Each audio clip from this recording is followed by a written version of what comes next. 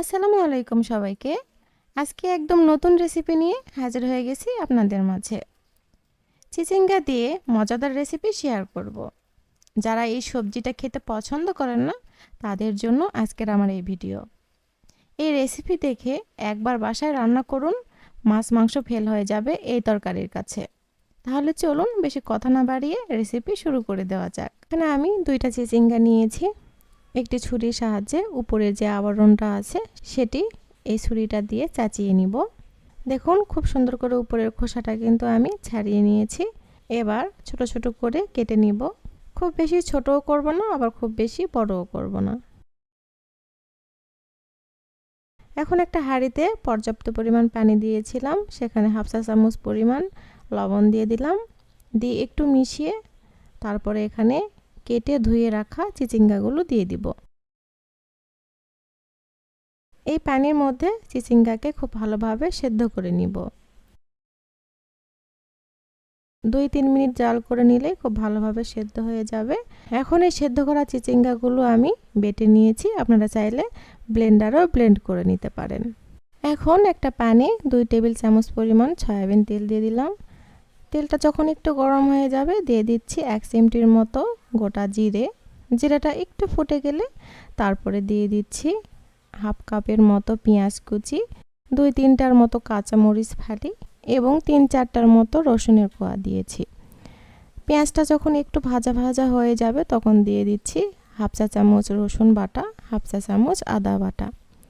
দেওয়ার পরে খুব ভালোভাবে নেড়ে চেড়ে নিব, যাতে আদা রসুন বাটার একটা কাঁচা গন্ধ থাকে সেটা যেন চলে যায়। তারপরে এখানে দিয়ে দিচ্ছি হাফ চা চামচ লবণ, হাফ চা চামচ হলুদের গুঁড়া, 1 চা চামচ মরিচ গুঁড়া এবং হাফ চা চামচ দিয়ে দিচ্ছি ধনিয়া গুঁড়া আর হাফ চা চামচ দিয়ে দিচ্ছি জিরা গুঁড়া। গুঁড়া মশলাগুলো দেওয়ার পরে খুব ভালোভাবে তেলের মধ্যে একটু ভেজে নিব, তো নিচে যাতে পুড়ে না যায়, যার কারণে আমি এখানে একটু পানি ইউজ করব। এই পানির মধ্যে আমি মশলাগুলো খুব ভালোভাবে কষিয়ে নিব। মশলাগুলো যখন ভালোভাবে কষানো হয়ে যাবে, যখন উপর দিয়ে ঠিক এইভাবে তেলটা ভেসে উঠবে আর মশলাগুলো সেপারেট হয়ে যাবে, তখন আমি সেই বেটে রাখা চিচিঙ্গাগুলো দিয়ে দিব।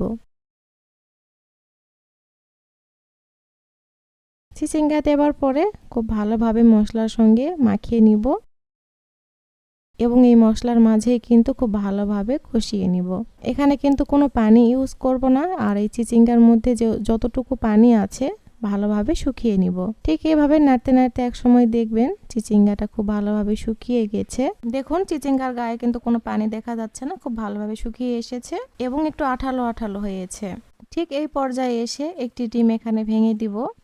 ডিমটি দেবার সঙ্গে সঙ্গে কিন্তু চিচিঙ্গার মধ্যে ভালোভাবে মিশিয়ে নিতে হবে, যাতে চিচিঙ্গার গায়ে সবটুকু ডিম ভালোভাবে লেগে যায়। যদি আপনারা ডিমটা ভেজে ইউজ করতেন এখানে, সেটির স্বাদ কিন্তু আলাদা হতো, আর এইভাবে ডিম দেওয়ার কারণে এটির স্বাদ আরও দ্বিগুণ হবে। ডিমটি দেওয়ার পরে 2 থেকে 3 মিনিট খুব ভালোভাবে মিশিয়ে নিব। মিশিয়ে নেবার পরে খুব ভালোভাবে আরেকটু রান্না করে নিব, তারপরে এটি উঠিয়ে ফেলবো।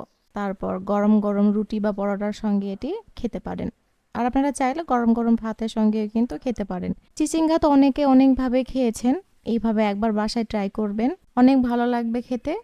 আর যারা চিচিঙ্গা একদম পছন্দ করেন না গন্ধের জন্য, একবার বাসায় ট্রাই করে দেখবেন, শুধু খাইতেই ইচ্ছে করবে এই সবজিটি। তো আপনাদের মাঝে খুব সিম্পলভাবে রান্নাটি করেছি। যদি ভালো লাগে তাহলে অবশ্যই লাইক দিবেন, কমেন্ট করতে কিন্তু একদম ভুলবেন না। আর নিত্য নতুন রেসিপি দেখার জন্য আপনাদের আমন্ত্রণ রইল। সবাই ভালো থাকবেন। আল্লাহ হাফেজ।